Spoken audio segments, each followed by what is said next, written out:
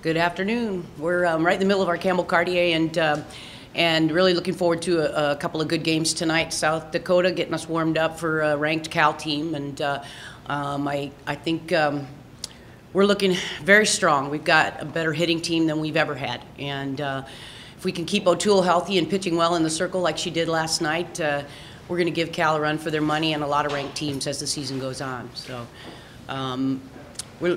we're looking forward to some additional ranked opponents next weekend. When we go to Palm Springs, we'll be facing Texas A&M and Fordham. Jamie, help me out. Who are some of the other opponents? Oklahoma State, Missouri. So we got a lot of ranked teams on the horizon, and hopefully this weekend we'll just continue to clean things up and look better and better for those opponents. So. Kelly, the 5-1 start, is it? Did you expect to be 5-1 at this point? And what kind of a sign does it give you to what you can expect the rest of the season? I expect to be 6-0 at this point. But yeah, I think we have probably absolutely one of the best teams we've ever had.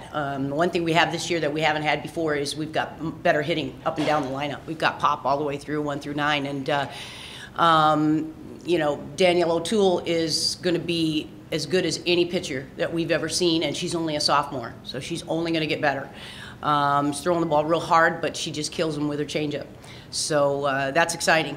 We've got to bolster up our defense. We're sloppy on defense right now, but so early in the season, you can only think it's going to get better and better. But yeah, I really did. I think we have a team that can play with anybody in the country right now. When you look at last year, Jackson, she really shined, but what does it mean now when she walks in this season and just has sort of exploded? What is her slugging percentage? I think it's quadruple digits, if memory serves. You know, she's just getting better and better, and it's maturity is what it is. Number one, she's 5th year. That helps. And number two, she last night you could see it in one of her at-bats. She looked terrible on her first 2 swings. She came back, called timeout, took time to go slow things down, go talk to coach, and settle down, and ends up getting a double.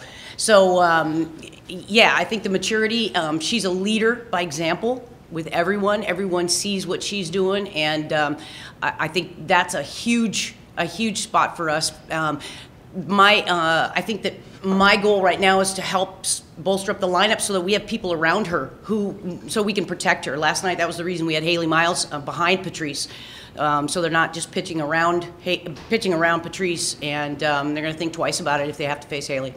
It's no surprise that a softball team is composed of a lot of West Coast people, but what sort of different chemistry does she bring in, you know, coming from the Midwest?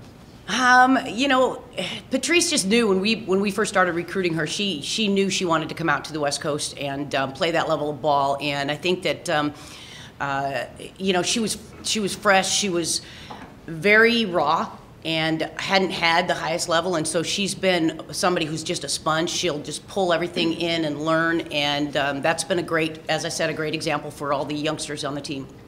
Coach, 6 straight NCAA bids. I mean, what's the big picture goal for this year?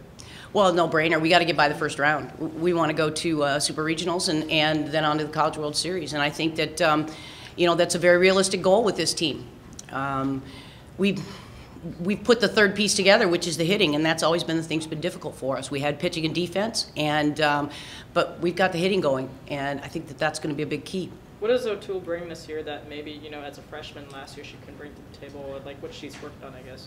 Well, she's faster. She's throwing harder. That's partly because of the confidence level, and we've clocked her up at 68 miles an hour. And but when you put that with the changeup that she has, she's deadly. She keeps the ball down.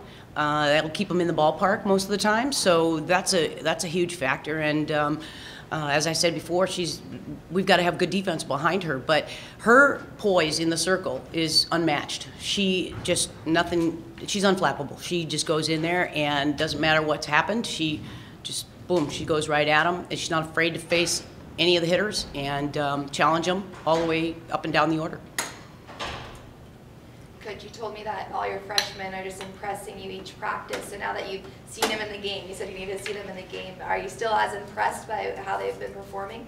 I'm extremely impressed with Sydney Cambell. We knew that she was a good hitter, but she has come in and she's far exceeded our expectations. And she comes in clutch situations and has turned out to be a perfect person in the 5-hole behind either Patrice or Haley or, you know, whoever we have there.